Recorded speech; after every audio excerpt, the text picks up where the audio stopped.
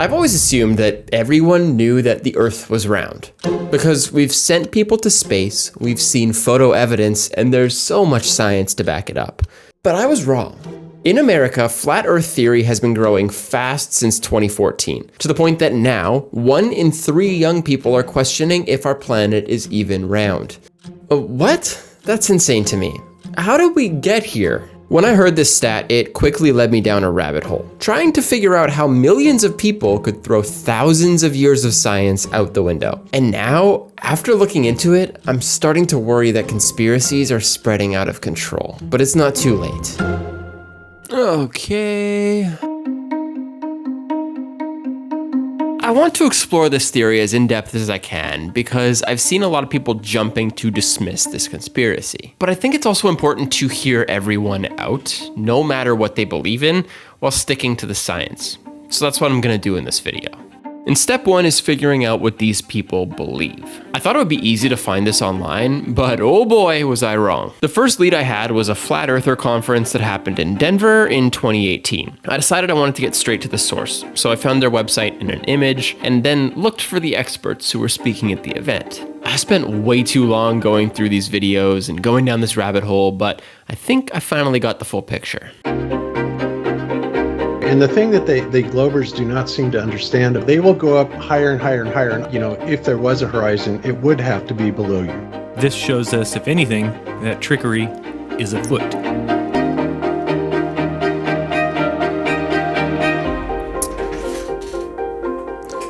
All right, let me paint you a picture of an Earth, unlike anything you've seen before.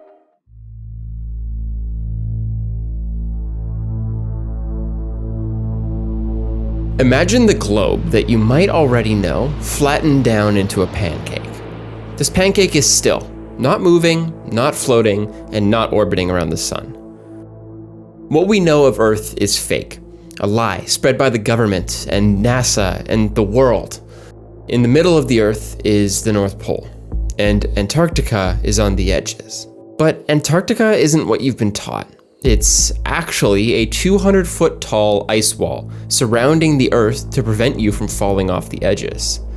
Around this edge is a significant military presence, potentially funded by NASA, keeping you from knowing the truth. Above the ice wall is a dome that's designed to encase the entire planet. Think of this like the Truman Show, where we're all held in a glass case, like a snow globe. This dome keeps the air in, allowing us to live, and it also holds the stars, the sun, and the moon.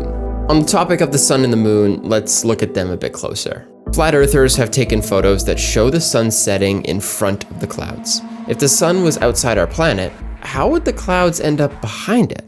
Instead, the sun and the moon are inside the dome, circling the North Pole, with the sun acting like a spotlight, heating the areas it shines on. And this alone proves why the moon is visible to us during the day.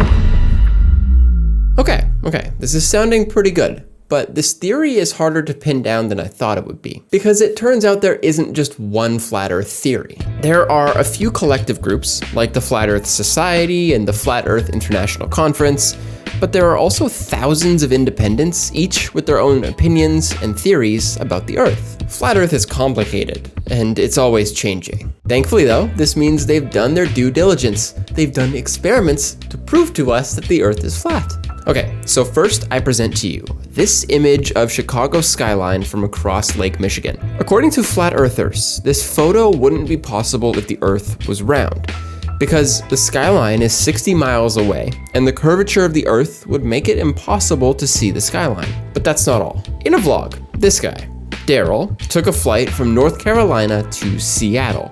On this flight, he brought a level, because if the Earth was round, the pilots would have to compensate for the curvature by dipping the nose of the plane down very slowly. But on his flight, the level stayed level. The Earth is flat.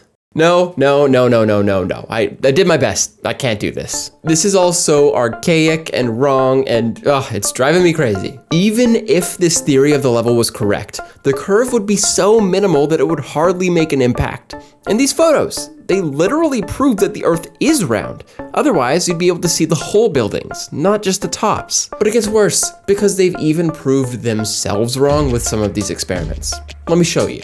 This guy here cut a hole in a board and held it up 17 feet from sea level, and then had his friend drive far away, shining a powerful light towards the hole. If he held his light at 17 feet, theoretically it should come through the hole because the Earth is flat. And I'll just play the clip for you.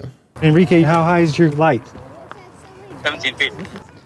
I mean, it's as we don't see you, Enrique. Lift up your light way above your head. Interesting. I can disprove flat Earth all I want, but that's just not why we're here. So let me share one more example in case you're still not convinced. Okay, so I live in the flight path of my local airport, right? Anytime I see a plane flying overhead, my girlfriend and I have a game where we try and guess to see where it's going. So I have this app on my phone called Radar Box, and it lets me see the planes that are flying overhead. When I look in the app though, there are some paths that have intense curvature flying over me, like this flight from California to London. Look at the curve on that thing, and it's literally flying over Canada. If you look at literally any flight though, they all have curves, because the Earth is a globe, and the fastest path is not a straight line like you'd expect on a map like this. The truth is, planes just wouldn't fly this far out of their way to prove that the Earth is flat. It's way too expensive to do something like that. So yeah, they're not covering anything up. The Earth is round. I found myself in a weird spot at this point in my research, because I think I always assumed that we knew the Earth was round for a while, but I wanted to know where this theory even came from. Going back to ancient civilizations, they had a lot of theories about our world. Some of these civilizations thought that we were on a disk that was floating in the ocean. Others thought that we were on the top of a cylinder, and others thought that we were on a stack of flat disks. Because to be able to see the curve of the Earth, you need to climb up 35,000 feet like you're in a plane. And they had no context to know that the Earth isn't flat. So knowing that, I assumed that this was the common theory for most of history.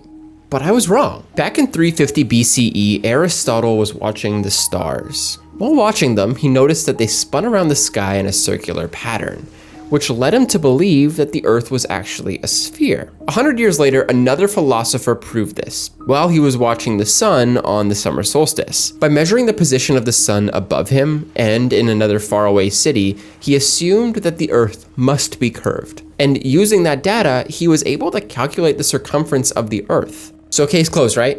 The Earth is round, and we know that for the rest of history. But no, says this one teenager from the UK in the 1830s, modern science is wrong. There is no proof that the Earth is round, and this is all a big conspiracy. So, he writes a book that ends up becoming the foundation for flat Earth theory. You might be as surprised as I was when you heard this.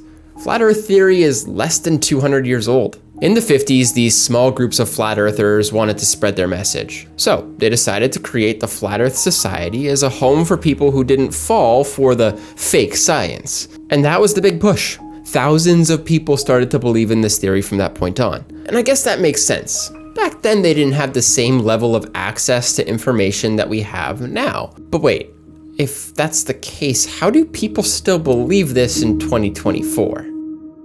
I guess I'm starting to realize that my feelings are kind of conflicted about flat earthers. My whole life, I believed that only people who were less intelligent would believe this crap, and that they refused to or just simply couldn't see the truth. But I guess I'm realizing how lucky I am. We all have the internet at our fingertips now, and we can prove anything we want with the quick search on our phones. For me, that led to a natural curiosity. I want to know more. I want to know how things work and what led to them being the way they are, which is the reason why this channel exists, my natural curiosity to find out about things. But it's not that people who believe in flat Earth theory are less smart. It's just that they don't necessarily know how to filter the information that they're seeing online or in resources to know if it's true. And that's what I want to explore more. I feel like I'm starting to finally get flat Earth, but I'm not understanding what the path is that people follow to become flat earthers until it finally clicked. This is bigger than the shape of the planet. This is where we need to start to look into conspiracy theories. and how they work as a whole. Remember the video I showed you of the guy who brought a level onto the plane to prove that the Earth was flat? While I was watching that video, I decided to read through the comments. I know, it probably shouldn't have. I guess I just love torturing myself with crazy YouTube drama. But while I was looking, I saw that he'd responded to a comment telling him that this was not proof that the Earth was flat. His response was, "You sound vaccinated. There's gotta be more here." Most of the people who attended the Flat Earth Convention in Denver agreed that other conspiracy theories were true, like that the deep state is real, politicians are paid actors, and that the moon landing was faked. So when you start to apply the lens of conspiracy theory to flat Earth, it all starts making sense. Let's say that there's a guy named Mark. Mark works hard, trying his best to earn a living for his family. But no matter what he does, he feels out of control. The pandemic kept him from working. Interest rates and inflation made his life more expensive, and he feels unrepresented and uncared for by the government. Which leads Mark to start questioning and doubting the institutions, the science, and the government that we all know as fact. So, when he gets recommended a video on YouTube showing him flat Earth theory, he decides to take a look. Now, he doesn't believe it right away, so he goes and does his own research. And he can tell that the people who are making these videos are doing their homework. They sound confident, they know their science, they're doing experiments, and Mark starts trusting them. But he knows that this belief that he's starting to form is not popular, so he keeps quiet. But slowly, he starts to share his findings with other people. And oh boy, is it a train wreck. He gets kicked out of his local church, his own family starts to disown him, and his boss tells him to look for another job. All that Mark has left is flat Earth. This whole time he was right. No one did have good intentions to help him. But the flat earthers, they accept him. Man, I wish this story was made up. But Mark's story is a combination of a lot of stories from people who believe in flat Earth theory. It's no wonder why most flat earthers just don't tell anyone about it. Conspiracies thrive off of doubt. Doubt that leads to questioning and research, if you can call it that. And the truth is, if you don't have perspective or knowledge, flat Earth theory can sound accurate because it sounds like they know what they're talking about. This clip from Joe Rogan sums it up pretty well. The problem with YouTube videos is you can say things, you can use big words, you can sound articulate and smooth, and you're unchecked. But if you did that in front of an expert, and you showed them that, along the way they go, stop, that's not true. So people who don't have any education, and then they watch one of these YouTube clips, they start actually believing that this stuff makes sense because it's unchecked. The people who are pushing flat Earth online make it seem like they're scientists. They have a hypothesis, they do experiments, and they form their own conclusions. But they're missing some very important steps in the scientific method. Like, I don't know, doing background research or analyzing their data or comparing it to popular studies, the things that can actually disprove the science. Because a lot of these theories don't even have data. They only have observations, and if all goes wrong, they fall back on a convenient excuse that the government is lying and that you're indoctrinated. It's textbook conspiracy theory. And truthfully, it's scary because it leads to other, more dangerous conspiracy theories. So what do? How do we fix this? To be honest, it feels like an impossible task. Conspiracy theorists are hard to break because deep down they feel like they're correct. Because really, they want to be correct so badly. And that's where I think the answer is. There's been a ton of research done looking to find out what makes people break conspiratorial thinking. And what they found is pretty interesting. Appealing to people emotionally doesn't work because they have conviction and connection to their beliefs. So naturally, you'd think you should debate them, prove them wrong once and for all. But no, that also doesn't help, and it actually makes them more firm in their beliefs than if you had approached them emotionally. The problem ultimately comes down to critical thinking. Nowadays, a lot of people believe that critical thinking is Googling and reading the first results, when in reality, it's bigger than that. It's fact-checking sources, comparing data, and understanding the topic well enough that you form your own conclusions. You can get evidence for anything you believe in with one quick search. But not all of that evidence is equal. So helping people to better understand what they're reading is the real key to breaking conspiracies. Because the more you know about how legit the source is, the more good info you get to help you form your own opinion. Not just by following some bogus experiments that ignore important science to prove a point. Which is why you probably see a warning underneath this video right now. Because if I'm out here, and let's say I'm spewing flat earth theory, they want you to know that there's another popular take that you can easily look into right below. I want to know how you're dealing with all these conspiracy theorists on your platform. The first way is by demoting low-quality content and promoting more authoritative content, and the second is by providing more transparency for users. So we're introducing boxes that provide factual information at the top of results that have shown themselves to turn up a lot of information that is counterfactual, such as searching for the earth is flat on YouTube, where you see a lot of... Your response is to put a box saying, nope, the earth is not flat.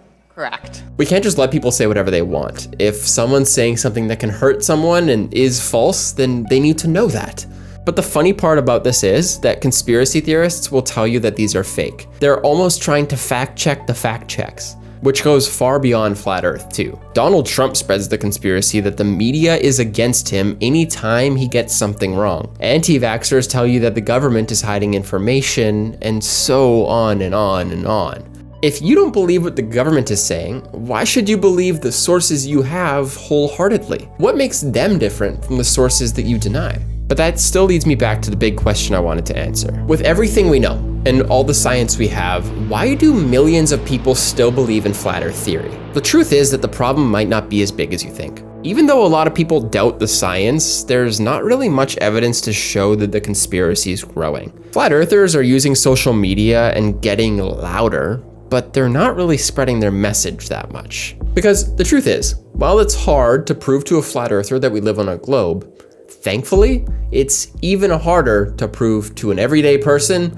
that the earth is flat. So for now, the earth will keep spinning, and unless someone falls off the edges, I think we're okay. Hey, thanks so much for watching this video. If you liked it, be sure to subscribe because I have some more good content coming out very soon. While you're here, you might as well check out this video I made about why the US still uses Fahrenheit. See you next week.